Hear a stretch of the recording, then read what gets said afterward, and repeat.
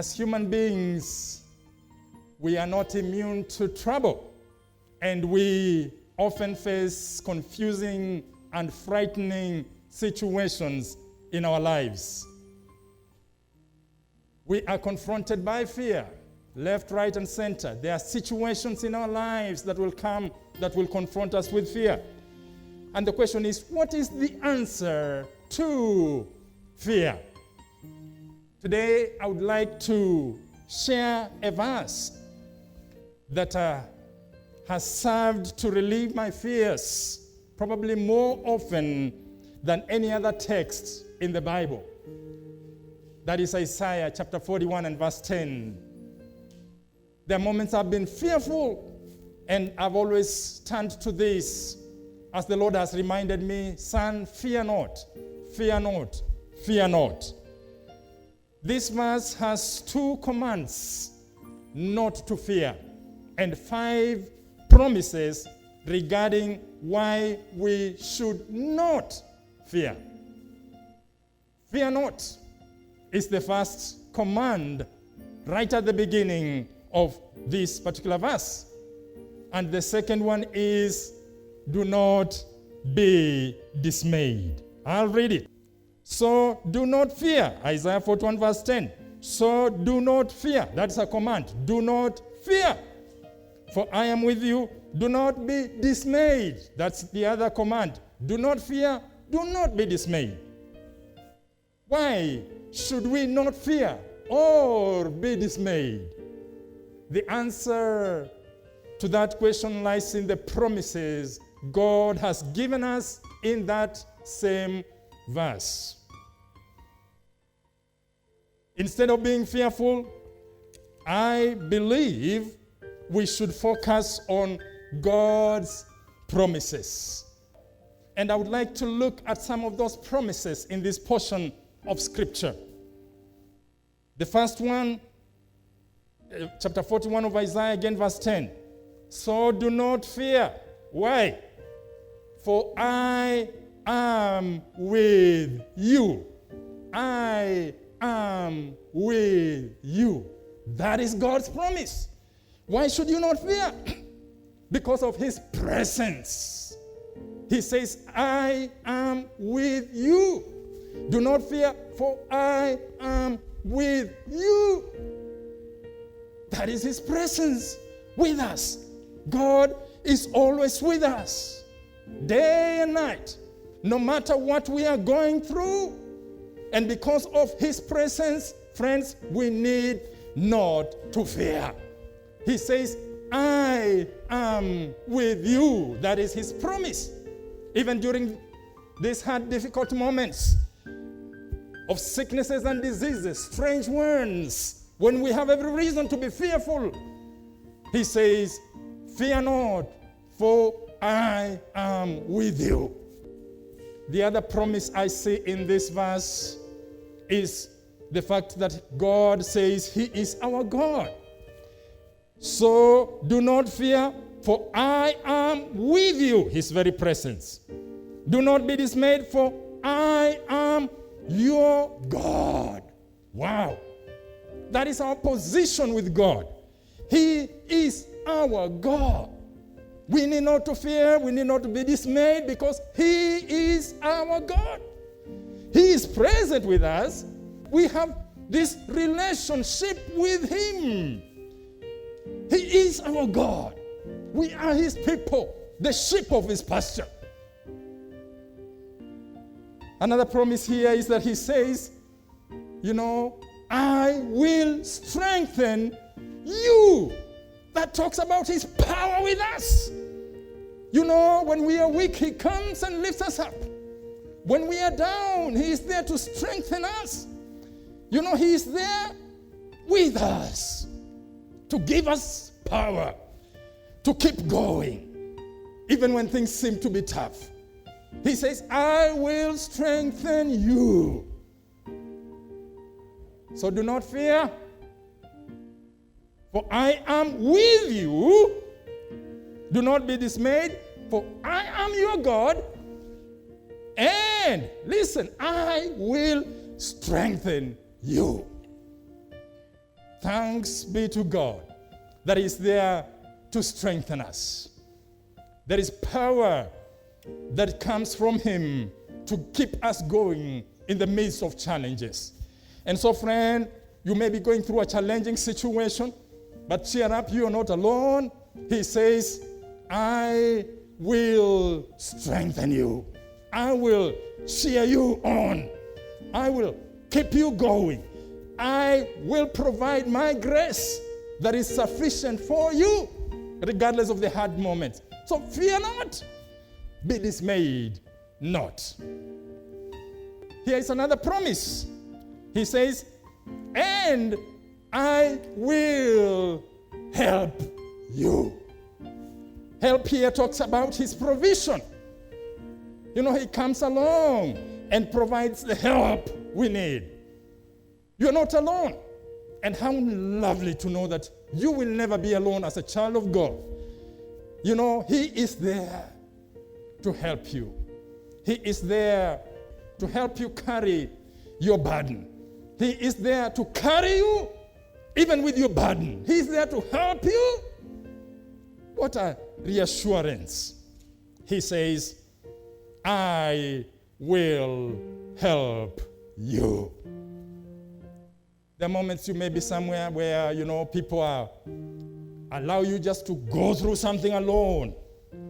No helping hand. They don't come along to say, how can I alleviate your trouble? How can I help you? You know, carry this burden. But God is there to help us. Here is another promise again. He says, I will uphold you. I will uphold you. Again, back to the verse. One verse, but so packed. Two commands here. Do not fear, do not be dismayed. What are these based on? Why would God tell me not to be fearful or not to be dismayed? It's because he has given you these promises. His very presence, you know, is there to help you. So do not fear, for I am with you. That's the first promise. Do not be dismayed, for I am your God. I will strengthen you and help you. I will uphold you with my righteous right hand. I would like us to look at the first few verses of Isaiah 41 and focus on God's greatness, because this will help us see our problems as small, minor, and pretty minute in the face of a big God. Verse 1 basically shows that God is the judge of all nations. Verse 1 of Isaiah 41, be silent before you islands, let the nations renew their strength. Let them come forward and speak.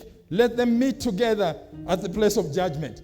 Basically, this verse shows the aspect of God as the judge, you know, of all nations. God is not, you know, a small being somewhere that is helpless. No, he is the judge. Verse 1 shows him as the judge of all the nations.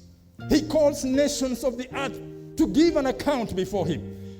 And friends, I want to put it to us that the God of Isaiah 41 verse 10 is the judge of all the nations.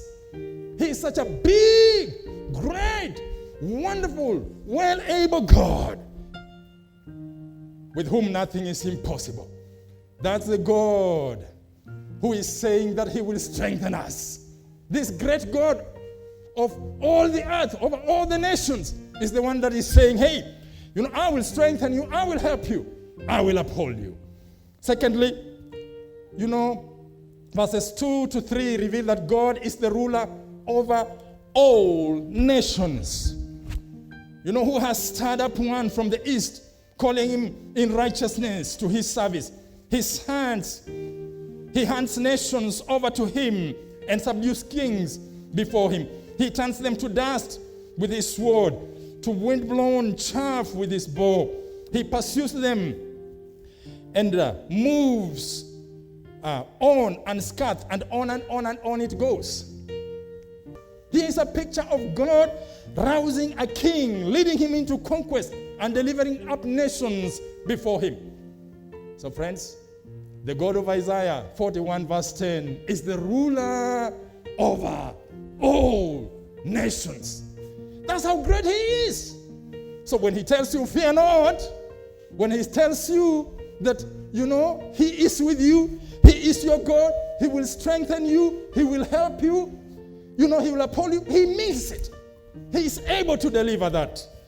He controls the affairs of men and nations for his purpose. You know what? That same God is the creator over all nations. Verse 4. Who has done this and carried it through, calling forth the generations from the beginning. I, the Lord, with the first of them and with the last, I am he. Wow. It shows God as the creator of all. He created all, and he wasn't created. He has been there from the beginning and will continue being there forever. That's the kind of God who tells you in Isaiah 41 verse 10, fear not, for I am with you. And his greatness again is seen as he chooses his own people. He is the chooser of his own nation. Verse 5 to 9, reveals God as the chooser of his own nation. And especially from verse 5 to 7, talks about nations and having other gods which are not really gods and trying to come together to conspire against God. But, basically God is saying those other gods are no gods. Those things that are made by human hands are no gods. And from verse 8, to 9, he's basically telling the children of Israel, but as for you, leave alone those who have other gods, who have shaped, things using their own hands and calling them gods, and those gods are really helpless. But as for you, my children, the Israelites, I have chosen you. And friends, I want you to know that you've been chosen and called by God. He is the chooser of his own nation. He is that great. You are a peculiar person. You are a unique person. You are a royal priesthood because you've been called of God. And you know what? This God who is the chooser of his own people is the same God of Isaiah 41 verse 10, which says, fear not. Do not be afraid. So basically, verses 1 to 9, gives a picture of God who is the judge of all nations, the ruler over all the nations, the creator of all the nations, the chooser of his own nation.